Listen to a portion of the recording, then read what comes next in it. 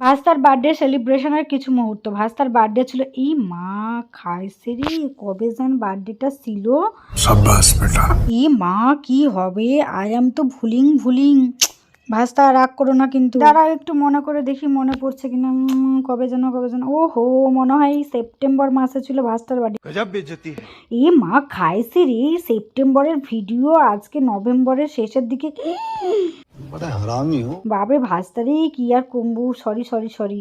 তো যাই হোক, ছোট্ট করে একটা সেলিব্রেশন করেছিলাম আমি আর বৌমা মিলে, একটা ছোট্ট সারপ্রাইজ দিয়েছিলাম। তো যাই হোক, বৌমাকে দেখে তো একটু অবাকই হয়ে গেছিলো, হঠাৎ করে আমরা এরকম প্ল্যান করব ও একেবারে বুঝতেই পারেনি। তো এই যে দেখতেই পাচ্ছ আমার ছেলেকে, মানে ও খালি মানে সোনো স্প্রে দিতে পারলে মানে সেই খুশি হয়। তো এই যে দেখো, সোনো স্প্রে নিয়ে একটু দুজন মিলে একটু খেলাখেলি চলছে, তোমরা দেখতেই পাচ্ছ। তারপরে তো যাই হোক, পুষ্পা দাদাকে তো দেওয়া হলো, মন ভরলো। এবার চলে গেল বৌদির কাছে, বৌদির সাথে মানে সেই কিন্তু বৌদিকে দেখো একটু দিচ্ছে, বেশি দিচ্ছে না।